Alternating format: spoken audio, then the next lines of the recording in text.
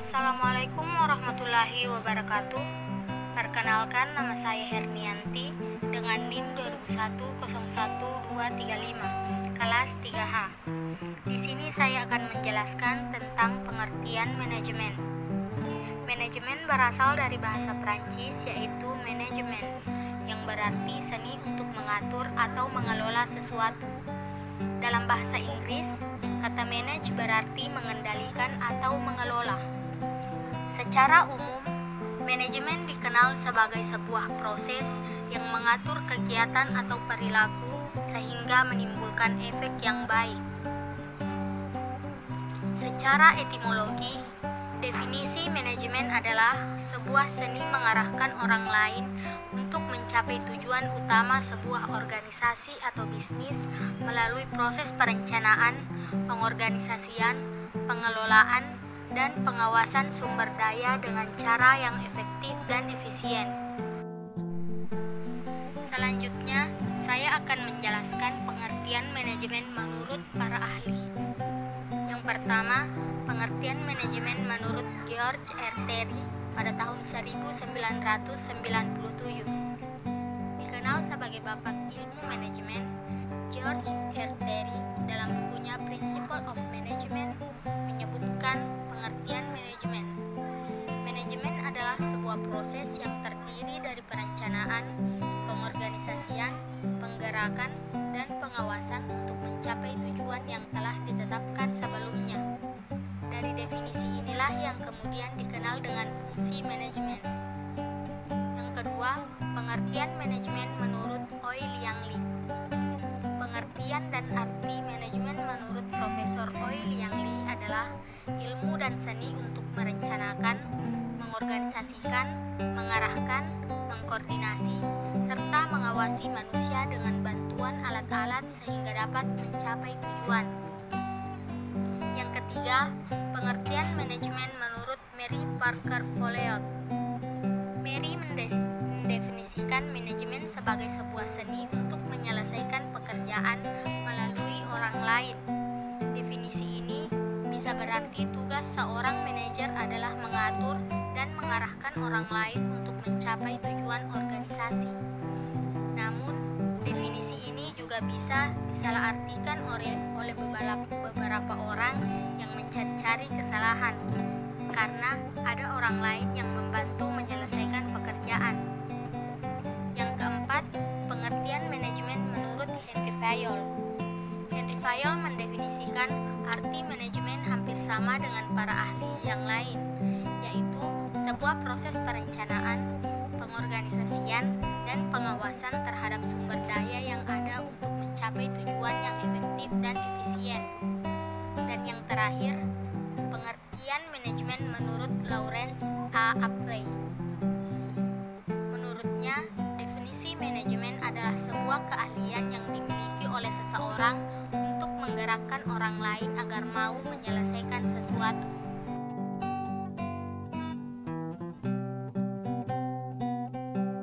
Assalamualaikum warahmatullahi wabarakatuh. Perkenalkan, nama saya Asti Wahyuni Lawu.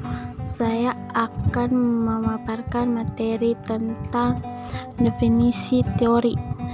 Teori adalah serangkaian bagian atau variabel, definisi, dan dalil yang saling berhubungan yang menghadirkan sebuah pandangan sistematis mengenai fenomena dengan menentukan hubungan antara variabel dengan maksud menjelaskan fenomena alamiah.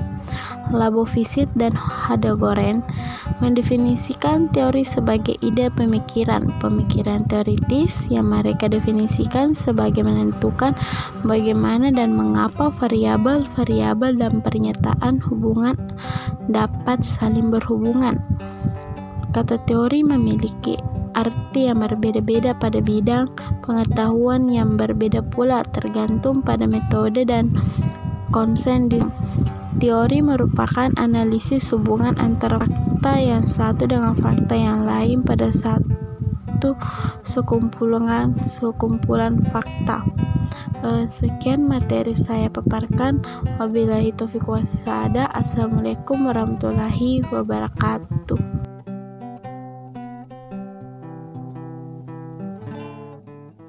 Assalamualaikum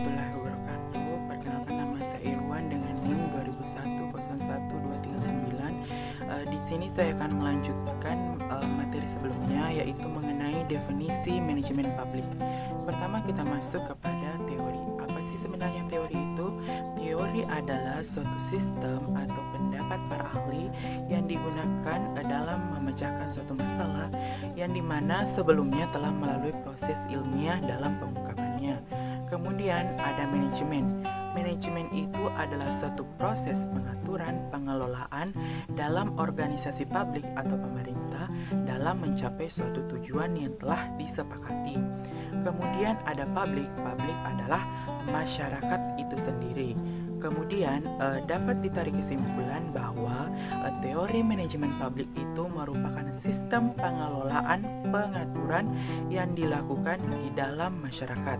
Kemudian seiring dengan perkembangan waktu, sekarang sudah dikenal dengan New Management Public Theory atau teori manajemen publik baru, di mana dalam penyelenggaraannya ini organisasi publik atau masyarakat di sini menitikberatkan pada asumsi bahwa setiap sektor bisnis harus dijalankan dengan baik. Dengan seperti itu, pelayanan yang diterapkan akan lebih baik ke depannya.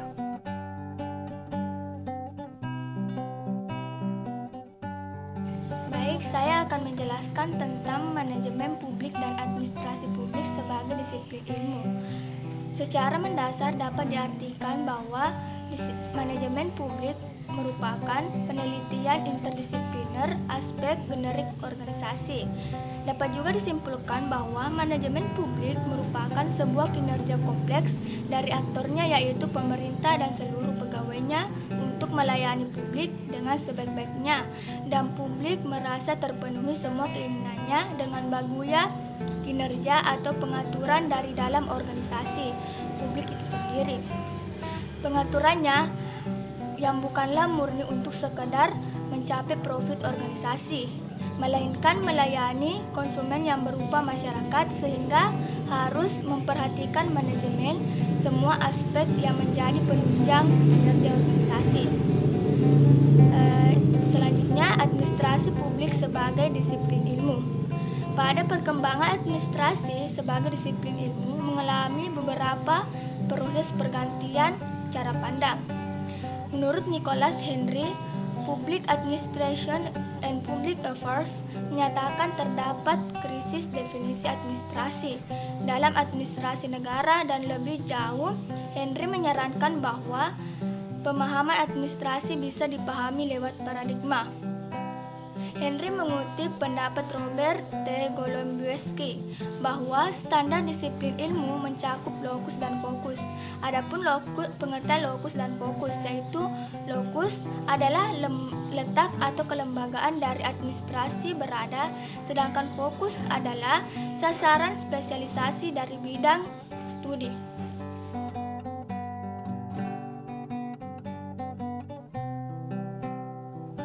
Assalamualaikum warahmatullahi wabarakatuh. Baiklah, di sini saya akan menjelaskan mengenai sejarah perkembangan ilmu administrasi publik di Indonesia. Perkembangan administrasi di Indonesia belum banyak penulis yang mengemukakannya.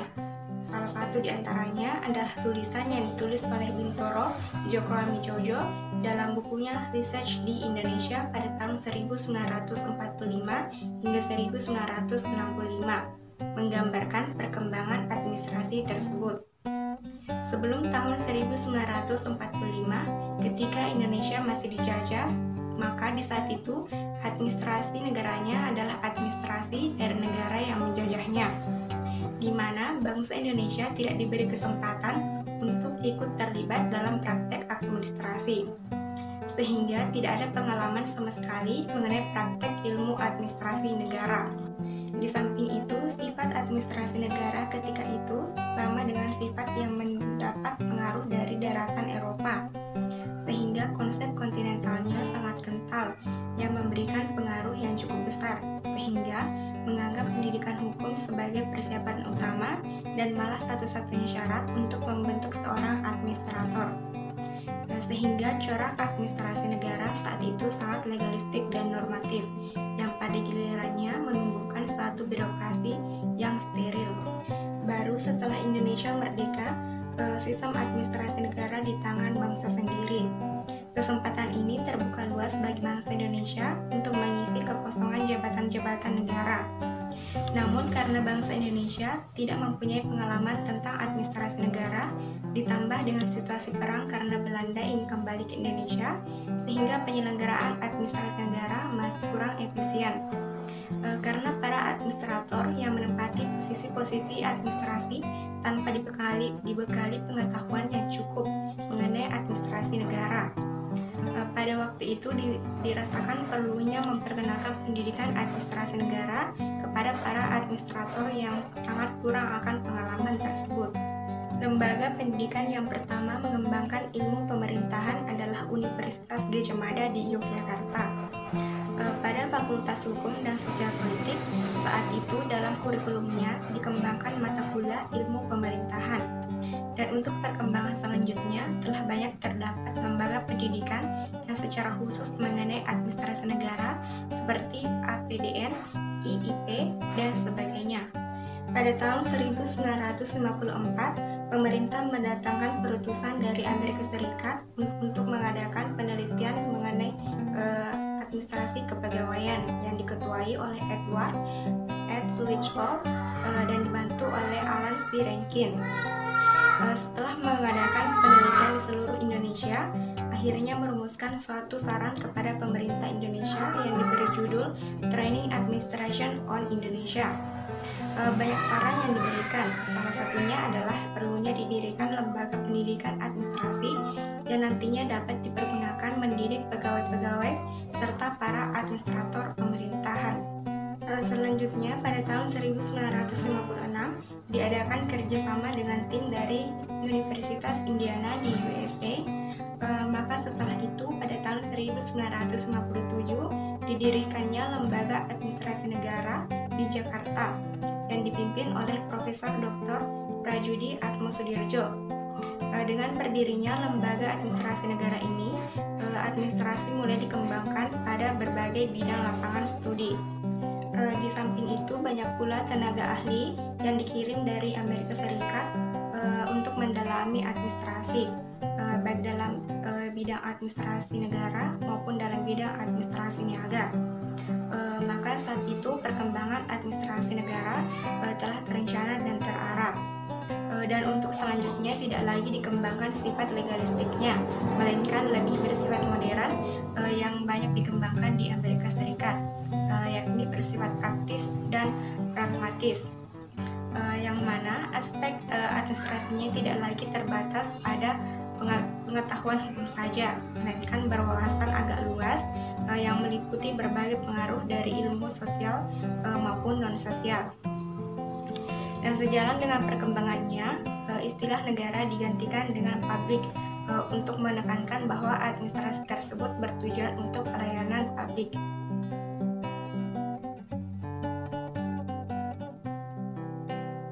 Assalamualaikum warahmatullahi wabarakatuh.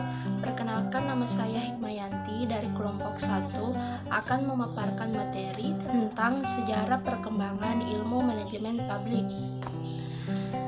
Manajemen berasal dari kata to manage yang artinya mengatur, mengurus, atau mengelola. Manajemen juga berasal dari bahasa Perancis kuno management yang memiliki arti seni melaksanakan dan mengatur.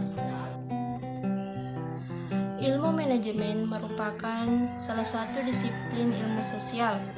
Pada tahun 1886, Frederick W. Taylor melakukan suatu percobaan time and motion study dengan teorinya ban berjalan.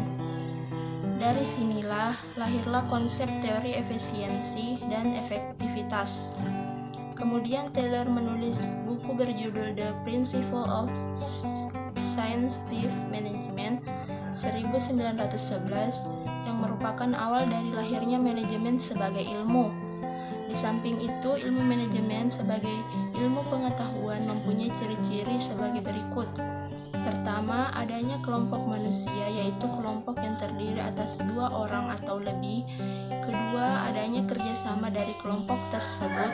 Ketiga, adanya kegiatan, proses atau usaha. Dan keempat, adanya tujuan.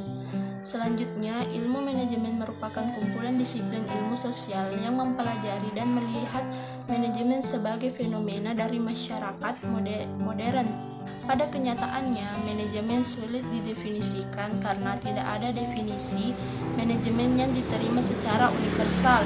Dapat disimpulkan bahwa pada dasarnya, manajemen merupakan kerjasama dengan orang-orang untuk menentukan, menginterpretasikan, dan mencapai tujuan organisasi dengan pelaksanaan fungsi-fungsi perencanaan atau planning, pengorganisasian atau organizing, pengarahan atau actuating, dan pengawasan atau controlling.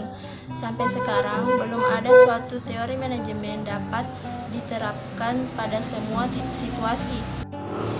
Itulah tadi pemaparan materi tentang sejarah perkembangan ilmu manajemen publik. Sekian, wassalamualaikum warahmatullahi wabarakatuh.